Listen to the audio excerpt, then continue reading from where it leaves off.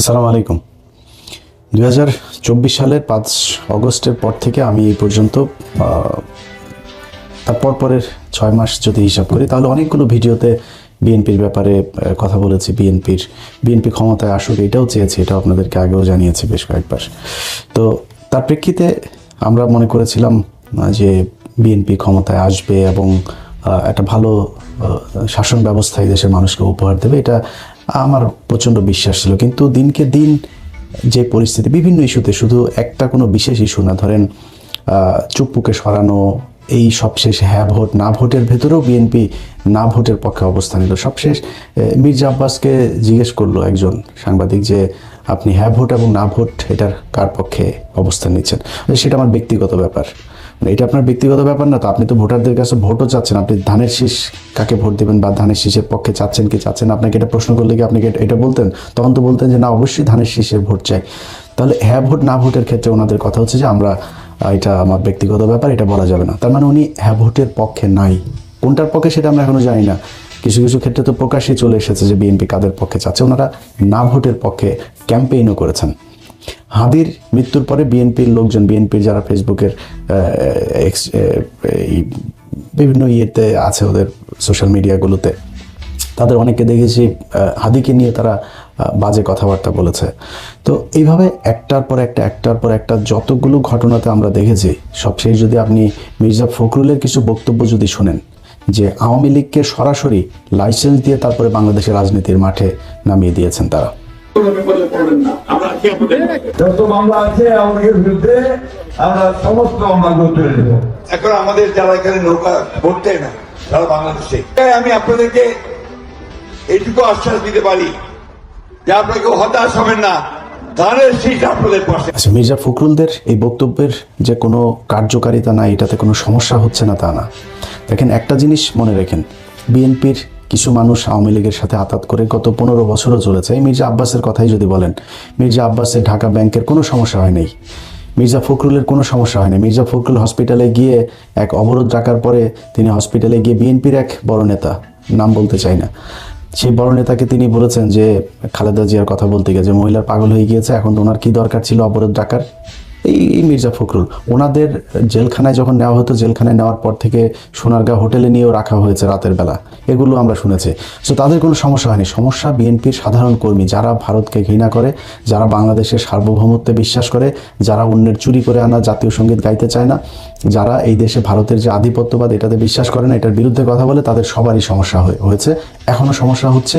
ভবিষ্যতেও যদি আবার ফের আওয়ামী লীগ রিটার্ন করে, সেই ক্ষেত্রে তাদেরই সমস্যা হবে। যেই কারণে তাদের মূল যেই লোকজন আছে, এদের কথাতেই যে বিএনপির সব কিছু হয় তা না, কিন্তু এটার কিছু ব্যাপার আছে। এগুলো যখন বিএনপি দলীয়ভাবে সব জায়গায় একইভাবে কথা বলতে থাকবে, তখন আওয়ামী লীগের লোকজন যারা এতদিন ধরে গা ঢাকা দিয়েছিল, পালিয়েছিল, একটু আতঙ্কে থাকতো, ইতস্তবোধ করতো, ভয় পেত প্রকাশ্যে আসতে, সেই মানুষগুলো কিন্তু এখন আবার নতুন করে মাঠে আসতে শুরু করেছে। এবং একটা জিনিস মাথায় রেখেন, এই আওয়ামী লীগ তাদের বন্ধু বিএনপিও না, জামাতও না, এনসিপিও না, এই দেশের সাধারণ মানুষও না। তো তাদের শত্রু কিন্তু সবাই। তারা কেউ জামাতের সাথে মিলেছে, কেউ বিএনপির সাথে মিলেছে, যার সাথে মিলেও তাদের উদ্দেশ্য কিন্তু একটাই, জামাতের সাথে থেকে বিএনপিকে পেটাবে, বিএনপির সাথে থেকে জামাতকে পেটাবে, বিএনপির সাথে থেকে এনসিপিকে পেটাবে। এগুলো হচ্ছে তাদের মূল টার্গেট এবং সেটাই হচ্ছে। আমি বিশ্বাস করি গত কালকের যে ঘটনা, রেজাউল করিম যিনি মারা গেলেন শেরপুরে, এই ব্যক্তিকে যেভাবে ইট মাথায় নিয়ে উপরে তুলে তারপরে তাকে যেভাবে পেটানো হলো, কোপানো হলো, এটা বিএনপি করে, বিএনপির লোকজনের কাজ এটা না। বিএনপি জীবনে এত হিংস্র হইতে পারে, নিজের চোখের সামনে দেখা হরতাল তো দেখে এসছে।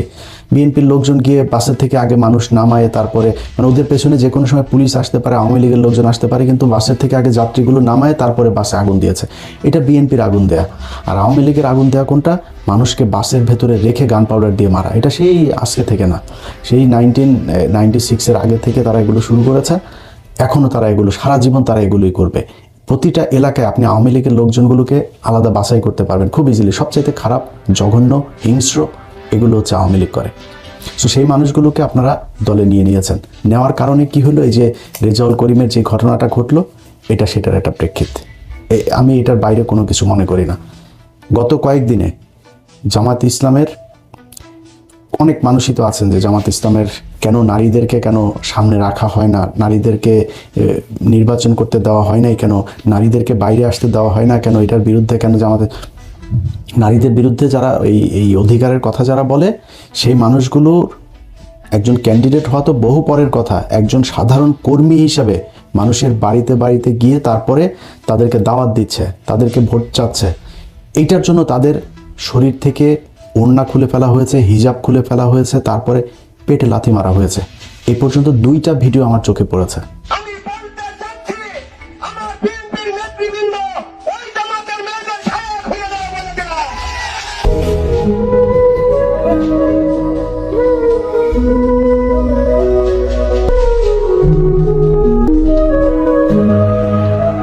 আচ্ছা, এখন এই বেশিরভাগ ক্ষেত্রে এই যে মহিলাদের উপরে যে নির্যাতনগুলো, যেই এই কি বলবো আক্রমণগুলো হচ্ছে না, এগুলোকে জায়েজ করার জন্য তারা একটা নতুন জিনিস বানিয়েছে। সেটা হচ্ছে যে এই মহিলারা নাকি গিয়ে জান্নাতের টিকিট বিক্রি করে, এই জন্য তাদেরকে মারতে হবে। 1 নম্বর কথা হয়েছে যে কোরআন, এই পুরো কোরআনটা একটা রাজনীতি।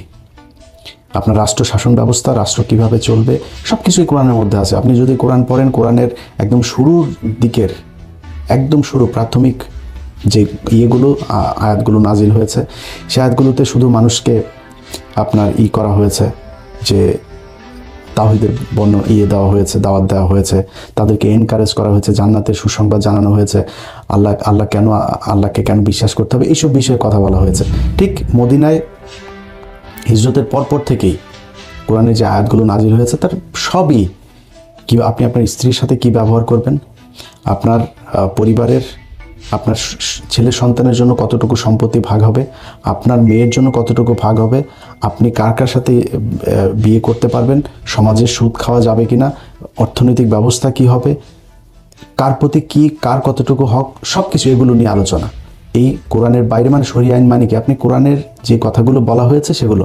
এখন এটা আপনার পছন্দ হচ্ছে কি না হচ্ছে সেটা অন্য জিনিস। অনেক মানুষ নারীদের ব্যাপারে বিশাল নতুন নতুন অনেক করেন, আপনি সংবিধান জাহির করার চেষ্টা করেন।